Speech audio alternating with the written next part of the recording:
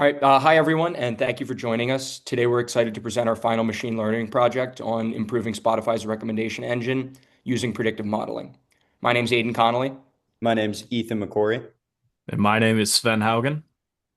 Our goal was to take a real-world business challenge, improving how Spotify recommends songs, and build a machine learning pipeline using Python to analyze data, train models, evaluate results, and translate what we learned into business insights. Over the next 10 minutes, we'll walk through our business problem, our data sets, the steps we took to clean and explore the data, the models we tested, and what our final results mean for Spotify. Let's get started. Spotify is the world's largest music streaming platform, but its success depends heavily on how well it understands listener preferences. The more accurately Spotify predicts what you'll enjoy, the longer you spend in the app and the more valuable the platform becomes. So our core business problem was this: how can Spotify use audio features and listening behavior to predict whether a user will like a specific song? Success for this project is defined using three main metrics. The first being model accuracy, which is how often the model correctly predicts a user's preference. The second being balanced precision and recall, meaning that the model not only finds songs that users like, but avoids recommending songs they don't like. And third and finally, business impacts. Stronger personalization should increase listening time, reduce churn, and boost engagement with playlists like Discover Weekly. For this assignment, we used two main data sets. The first was the Spotify classification data set, which includes detailed audio features extracted by Spotify's own analysis tools. These features describe qualities like energy, valence, danceability, tempo, loudness, and acousticness. Each track also has a label indicating whether it was liked. Because these features are numerical and consistent, they're ideal for machine learning. The second dataset was Last.fm 1K user listening log, which contains timestamped listening records for more than 1,000 real users. It includes user IDs, track names, artist names, and exact listen times. This dataset helped us understand behavioral patterns, how often people listen, at what times, and which artists they revisit. Together, these datasets give both a content-based view and a behavioral view of music consumption. Before modeling, we had to clean and prepare both datasets.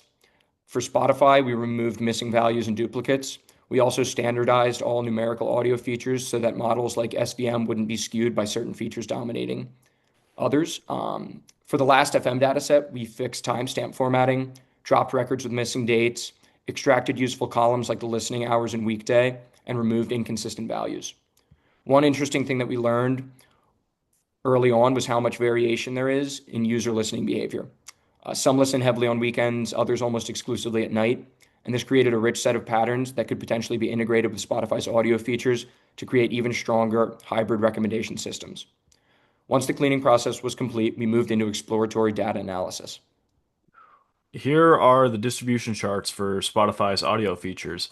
They show the range and shape of our data. Energy and danceability look roughly normal, while acousticness and valence are more skewed.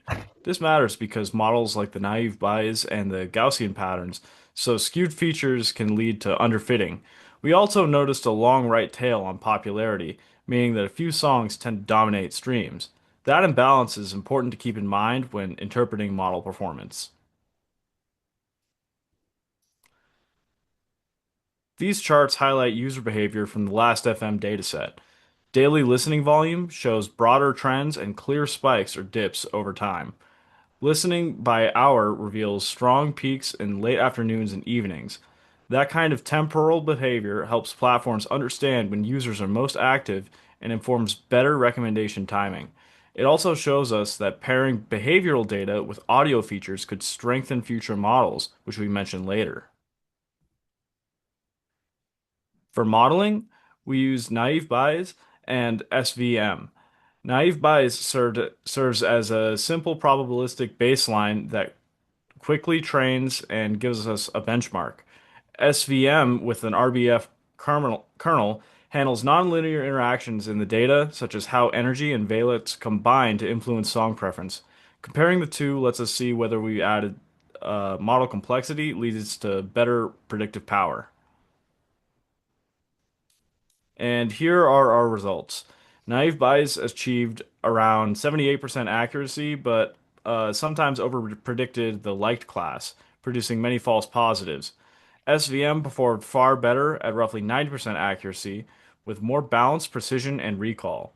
Its confusion matrix shows fewer mistakes across both classes, which confirms that nonlinear patterns matter in this dataset. Overall, SVM provided the strongest and most practical performance. So what do these results actually mean? An accurate model directly impacts user experience when Spotify can more reliably predict whether a listener will enjoy a song. It can tailor playlists like Discover Weekly, Release Radar, and daily mixes in a much more personalized way.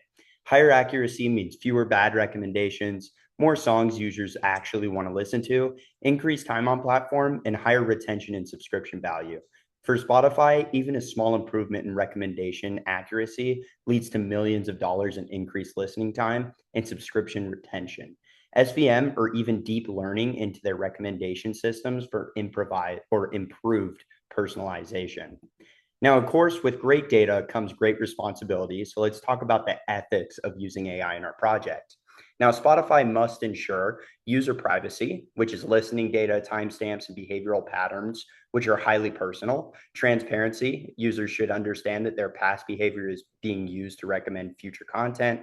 Avoid unintentional manipulation. Algorithms should not trap users in narrow, filtered bubbles. Responsible data storage and usage, ensuring compliance with regulations like GDPR.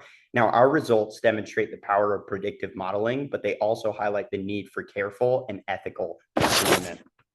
Jumping into the next slide, we want to talk about the next steps and future direction of Spotify based off of our recommendations.